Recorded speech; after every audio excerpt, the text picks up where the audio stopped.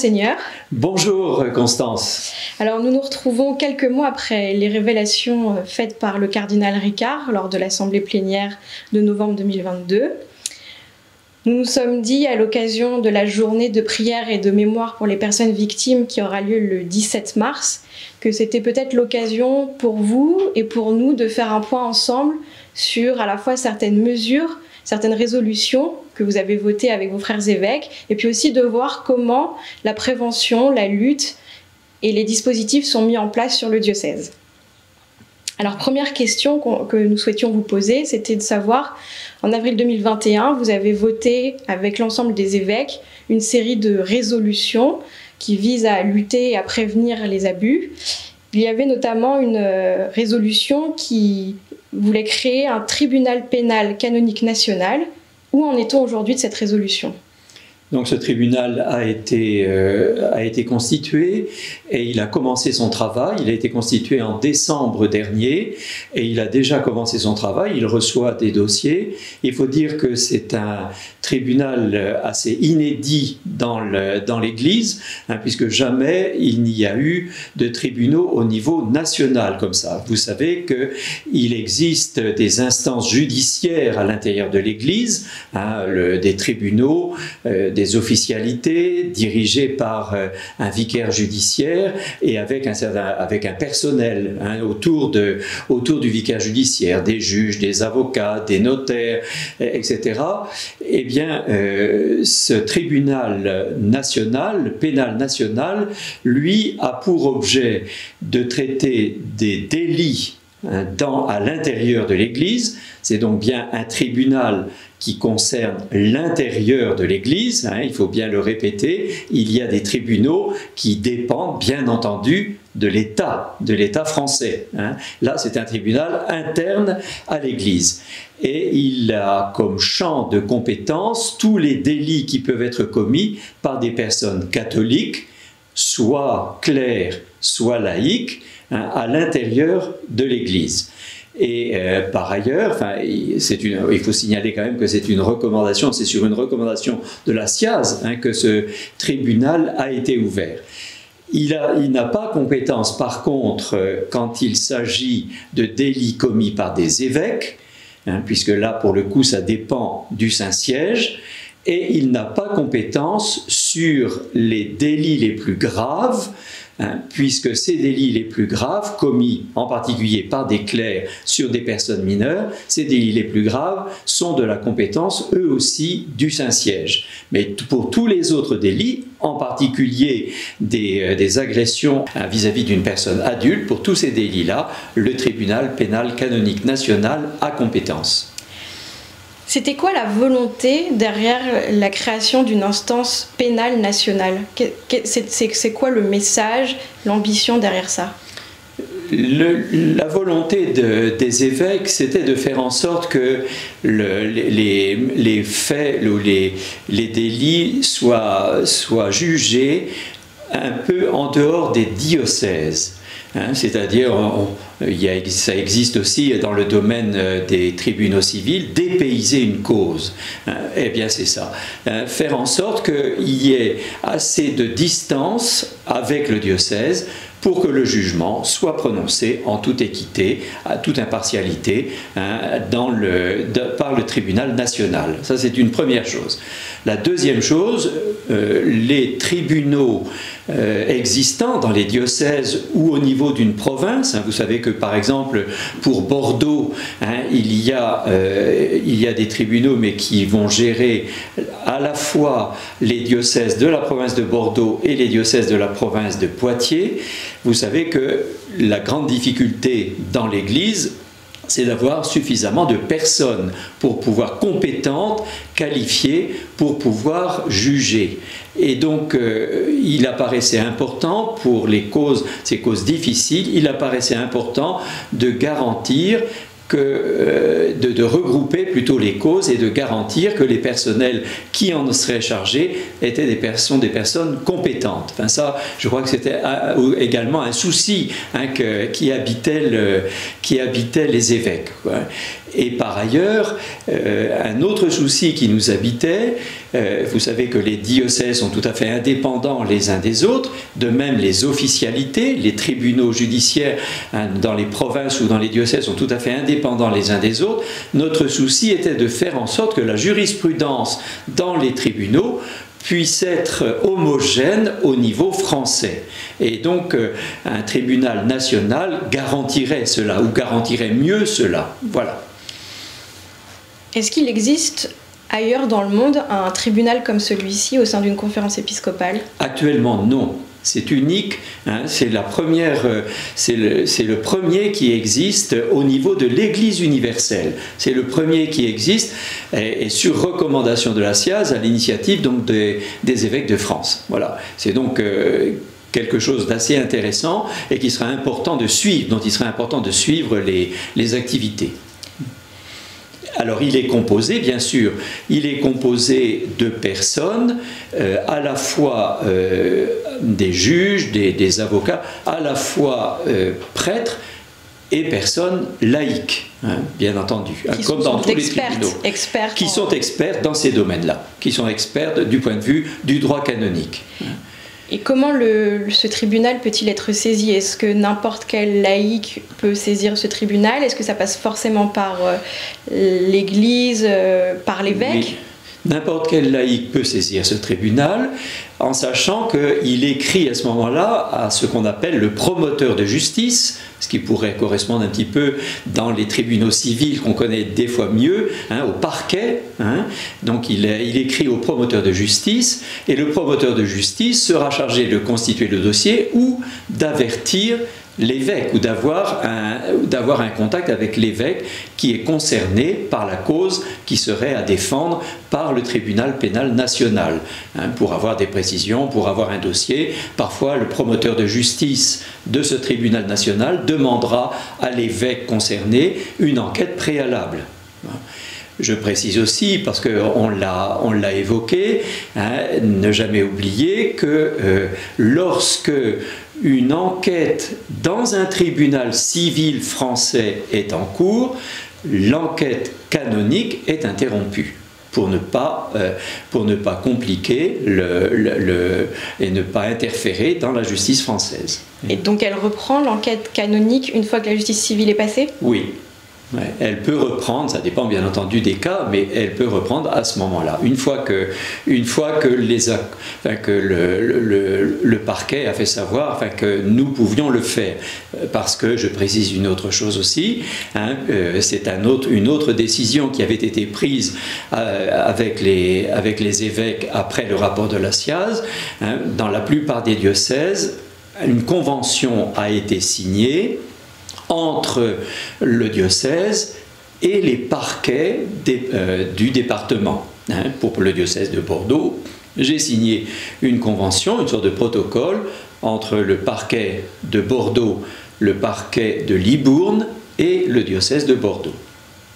Est-ce qu'aujourd'hui le tribunal pénal, il existe? Est-ce qu'il a été installé officiellement? Est-ce qu'il y a une date qui marque un peu le lancement officiel de cette résolution? Oui, le tribunal pénal a été installé en décembre dernier à l'occasion d'une réunion et d'une célébration, je crois, dans la chapelle de la conférence épiscopale des évêques de France, avenue de Breteuil.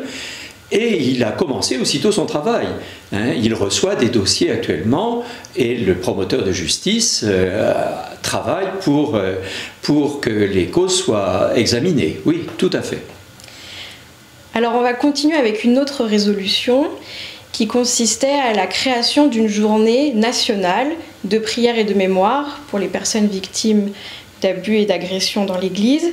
Vous avez décidé avec vos frères évêques que cette journée aurait lieu le 3e vendredi de Carême. Ça sera donc le vendredi 17 mars cette année. Pourquoi avoir placé cette journée de prière et de mémoire durant le temps du Carême? Qu'est-ce que ça symbolise liturgiquement parlant? Nous pensons d'abord bien entendu aux personnes victimes et des personnes qui ont été victimes d'agressions, de fautes de la part de personnes catholiques, clercs ou laïques. Et nous en demandons pardon au Seigneur. Et nous pensons à ces personnes qui ont été abîmées, blessées, hein, pour certains avec des conséquences graves. Hein, et donc nous pensons à elle à un moment où l'Église vit un temps de pénitence et de conversion. Puisque le carême est bien ça, un temps de pénitence et de conversion en vue de se préparer à la fête de Pâques. Et donc qui paraissait important que ce soit dans le carême que soit vécue cette journée mémorielle.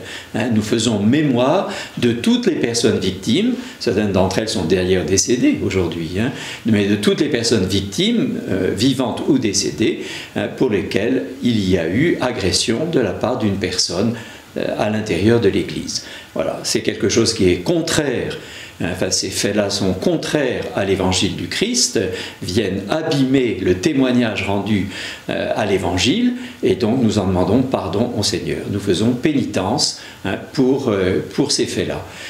Et donc, comme vous le disiez, le choix a été fait du 3e vendredi du carême. L'année dernière, ça n'avait pas eu lieu, le 3e vendredi de carême, parce que l'année dernière, ça tombait exactement le 25 mars, jour d'une fête. Et donc, nous nous sommes abstenus, nous avons déplacé cela le dimanche qui suivait. Mais cette année, la journée mémorielle est fixée, comme vous le disiez, au vendredi 17 mars. Pour le diocèse de Bordeaux, cette journée-là sera marquée par une célébration eucharistique que je présiderai dans la chapelle de la maison diocésaine, c'est-à-dire la maison de famille du diocèse, c'est-à-dire, on peut dire, le centre de la vie du diocèse. Toutes les personnes qui voudront s'y joindre y sont invitées. Il y aura donc une célébration eucharistique ce 17 mars. Pour les paroisses, bien évidemment aussi, ça peut avoir lieu le vendredi 17 mars, ou ça peut être repris soit le dimanche précédent, soit le dimanche suivant, comme elles le souhaitent. La conférence épiscopale a donné, pour préparer cette journée-là, a donné un dossier que l'équipe du service de communication du diocèse met en ligne et met à la disposition de toutes les paroisses, de telle manière que dans toutes les paroisses, pas seulement au niveau du diocèse, pas seulement dans la chapelle de la maison diocésaine, mais que dans toutes les paroisses du diocèse, puisse être fait mémoire de cette journée de prière pour les personnes victimes d'agressions sexuelles. C'est une de vos volontés que sur les paroisses du diocèse, vraiment il puisse se passer quelque chose à cette occasion, que vraiment les communautés locales se saisissent de cette journée ou de cette semaine pour faire quelque chose, pour faire mémoire? Bien évidemment, je crois qu'il y a besoin. Nous avons ce devoir-là vis-à-vis des personnes victimes. Nous avons le devoir d'en parler aussi parce que c'est un service que nous pouvons rendre à des personnes qui actuellement n'ont pas encore osé ou n'ont pas encore parlé des épreuves qu'elles ont subies. Et ça me paraît important que nous rendions ce service-là, que des personnes aient la possibilité de se libérer d'un poids qui est très lourd pour elles, de blessures qui sont très lourdes et dont elles n'ont encore jamais parlé. J'ai eu l'occasion, dans les différents diocèses où j'ai exercé, de rencontrer des personnes qui n'avaient jamais parlé, 30 ans, 40 ans après les faits, qui n'avaient jamais parlé de ce drame qu'elles avaient vécu. Et je pense que l'Église, en parlant, veut permettre à ces personnes-là de pouvoir s'exprimer sur ces épreuves-là. Après avoir balayé quelques-unes des résolutions que vous avez votées en avril 2021, je vous propose qu'on s'intéresse plus concrètement à ce qu'il se passe sur le diocèse de Bordeaux. Est-ce que vous pouvez nous dire ce qu'il se vit en termes de formation et de prévention sur cette question au sein du diocèse ? Une démarche importante dans la démarche qu'a voulu la conférence épiscopale après les drames qu'on connaît, c'est de veiller à ce que ça ne recommence pas et donc de prévenir les personnes, non seulement les personnes adultes mais aussi les jeunes, faire un travail de prévention. Pour les personnes adultes, il y a des propositions de formation qui sont faites aux adultes qui sont en relation avec des jeunes à l'intérieur de l'Église, des jeunes ou des enfants à l'intérieur de l'Église. Ce sont par exemple les personnes qui travaillent dans l'enseignement catholique, qui travaillent dans des mouvements de jeunes, qui travaillent dans des aumôneries, soit des aumôneries du diocèse, soit des aumôneries paroissiales. Pour toutes ces personnes-là, des formations sont proposées, soit au niveau national, quand c'est nécessaire. Il y a des modules de formation qui sont proposés par la conférence épiscopale ou même par des instituts, je pense en particulier à l'Institut catholique de Paris qui propose une formation, et puis il y a des formations plus locales qui sont proposées ici à Bordeaux pour des personnes qui le souhaiteraient.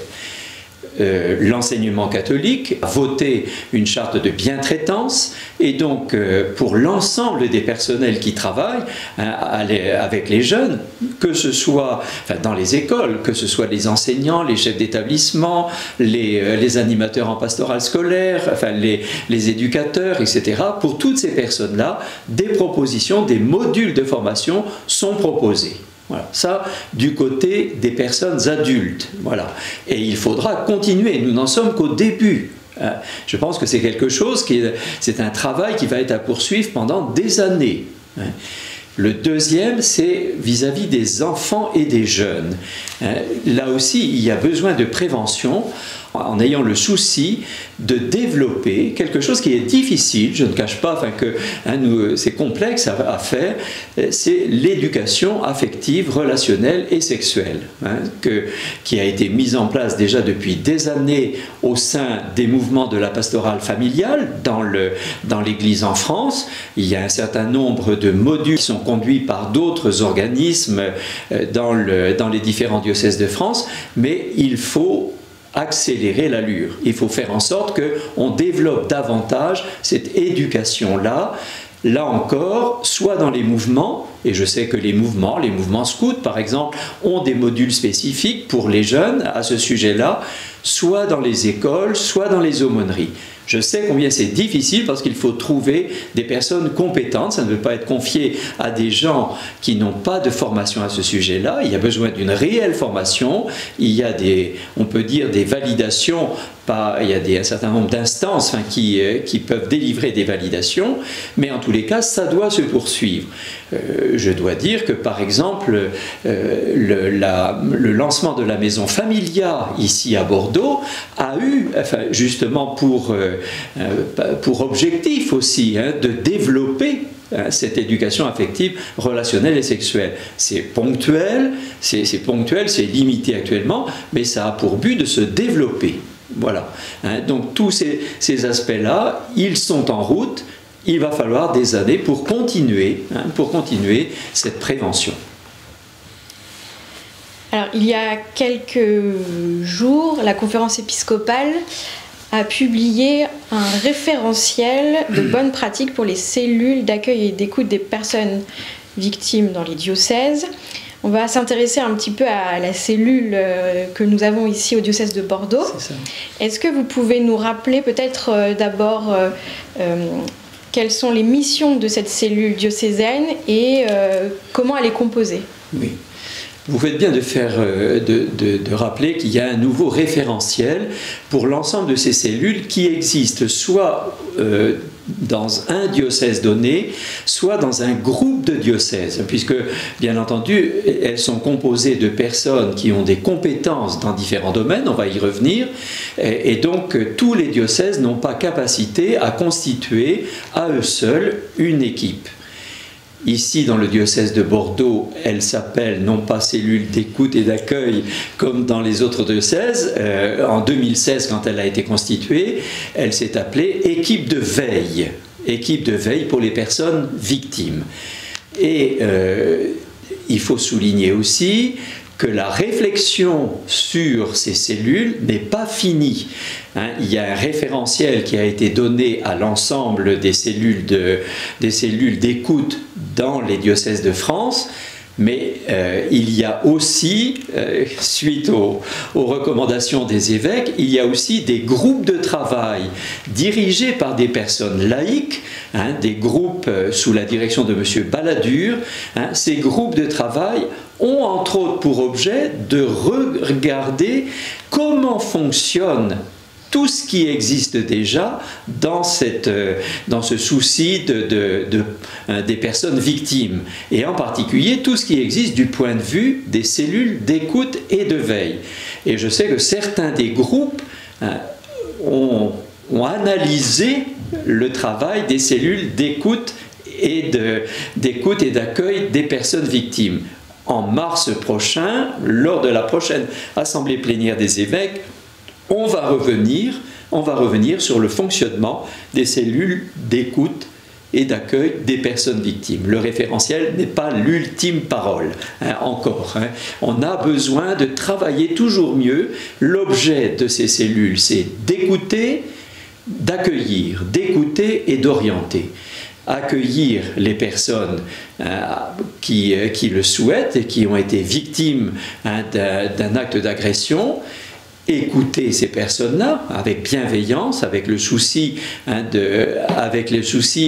d'entendre un peu ce qu'elles ont à dire, parfois pour la première fois, on y est très vigilant. Et puis la troisième chose, c'est d'orienter. On peut orienter vers un tribunal, vers un dépôt de plainte. On peut orienter vers une personne qui a des compétences de psychologie ou de médecine. On peut orienter aussi vers des personnes qui ont des compétences dans des cas difficiles, des personnes qui ont des compétences sociales aussi, parce qu'il peut arriver que des personnes victimes soient dans des conditions sociales difficiles. Voilà, tout ça est pris en charge par la cellule d'écoute et d'accueil, ce qu'on appelle ici l'équipe de veille, dans le diocèse de Bordeaux. On l'appelle l'équipe de veille. Alors, cette équipe de veille, elle est composée de personnes qui sont là à cause de leurs compétences.